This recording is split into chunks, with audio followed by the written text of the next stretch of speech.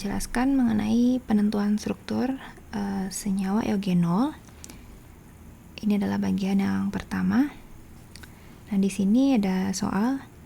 Berikut ini saudara diberi spektrum proton, karbon, depth HSUC, dan HMBC dari eugenol. Tempatkan nilai geseran kimia proton dan karbon serta konstanta kopling sesuai dengan struktur eugenol tersebut. Nah, di sini ada informasi yang kurang ya. Harusnya dinyatakan ini spektrum diukur pada 500 MHz. Oke. Dalam pembacaan struktur kita selalu mulai dari proton. Jadi ada 4 parameter proton. Yang pertama integrasi, yang kedua geseran kimia, yang ketiga bentuk multiplisitas, dan yang keempat tetapan kopling. Saya mulai dari integrasi. Integrasi di spektrum ini itu dapat dilihat di bawah sinyal 2, 3, 2, 0,9 itu sama dengan 1, 1,9 sama dengan 2, dan 1.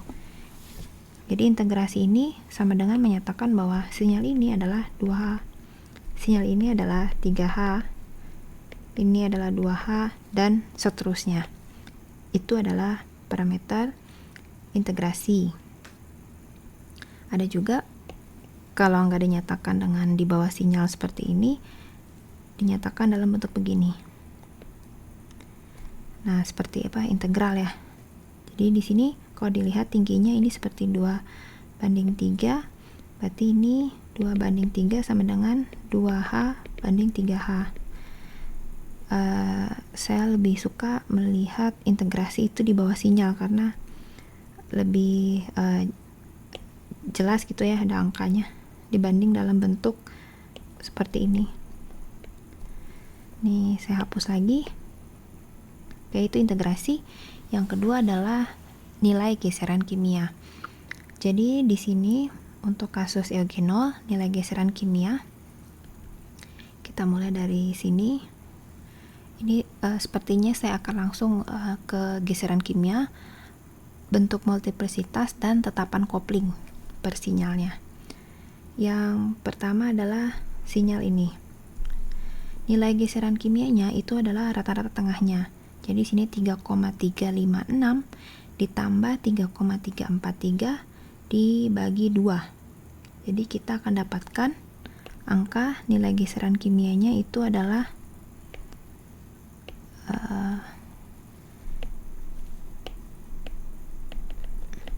itu adalah 3, rata-ratanya sekitar 3,34 ya. Ini nilai geseran kimianya. Kemudian bentuk biasanya dibuka kurung, ini integrasi 2H. Kemudian bentuk multiplisitasnya doublet. Dan tetapan kopling. Tetapan kopling itu selisih dua sinyal ini dikali 500 MHz karena sesuai dengan soal ini adalah 500 MHz, spektrum diukur di 500 MHz. Jadi 3,356 dikurang 3,343 hasilnya berapa? Dikali 500 kita dapat angka 6,5 Hz. Jadi sekali lagi cara ngitungnya 3,356 dikurangi 3,343 hasilnya berapa? Dikali 500 MHz. Ya kalau diukur di 300 ya ini dikali 300. Jadi sesuaikan dengan alatnya. Nah, ini untuk menghitung nilai J. Oke. Di sini ada singlet 3H. Jadi kalau kita nyatakan nilai geseran kimianya berarti 3,89. Jadi untuk proton itu dua angka belakang koma. Jadi 3,89 integrasinya adalah 3H ya. 3H dan singlet. Udah tutup, jangan ditulis 3H singlet J sama dengan 0. Nah, ini jangan, nggak usah. Kita lanjut ke yang paling gampang. Di sini sinyal yang bawah ini itu diperbesar, hasilnya yang ini sama yang ini. Jadi jangan bingung kalau misalnya ada spektrum di atas dari sinyal yang di bawah ini maksudnya perbesaran.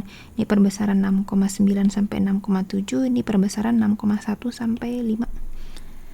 Jadi diperbesar biar lebih jelas ngelihatnya.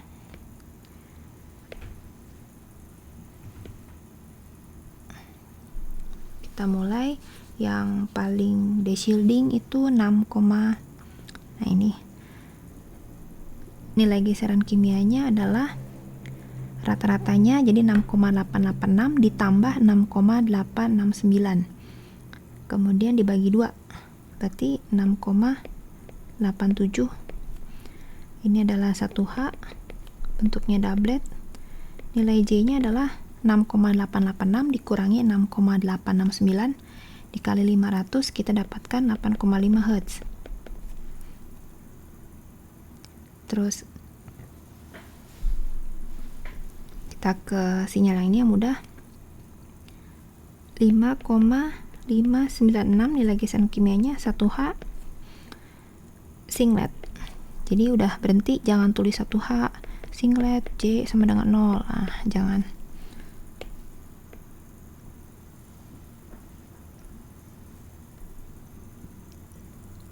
Kita ke sini. Ini ada 2H. Saya akan detil lagi ke sini tapi setelah kita bahas HSQC. Jadi untuk sementara saya skip ya yang ini. Ke sini. Nah, ini bentuknya nggak jelas ya. Jadi kita ambil aja tengah-tengahnya. Nilai geseran kimianya adalah 5,09.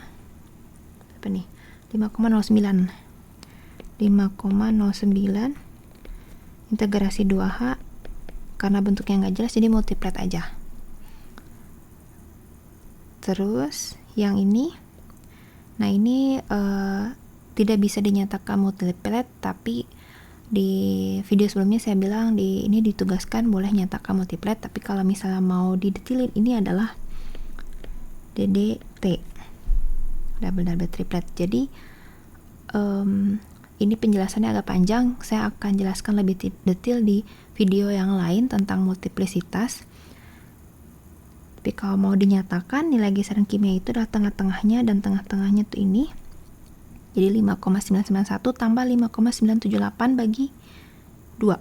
Jadi kita dapatkan nilai geseran kimianya 5,98 integrasi 1H DDT. J-nya itu adalah ya ini nanti lihat di video yang lain ya, tapi angkanya adalah 7, kemudian 10, kemudian 16,5. Singkatnya ini didapat dari sinyal selisih 12, selisih 25, dan selisih 26. 25, 26, 12. Mengapa demikian? Lihat di video yang nanti saya akan buat di multiplisitas. Tapi angkanya ada 3.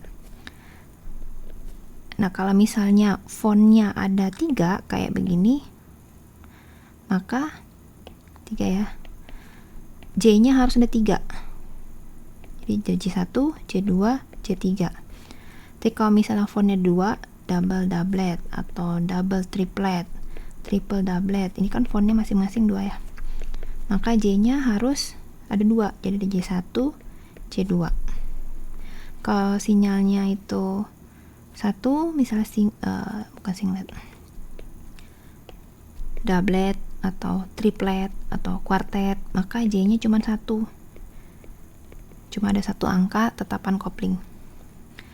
Nah, yang perlu diingat juga, nilai tetapan kopling diurutkan 1, 2, 3 itu dari yang terbesar ke yang terkecil. Jadi J1 ini adalah yang paling besar. Berapa? Di sini J1-nya adalah, nah ini saya kembali. Jadi harusnya 16 dulu ya. 16,5 itu adalah J yang pertama. Kemudian J yang kedua itu adalah 10,0. J yang ketiga adalah 7,0.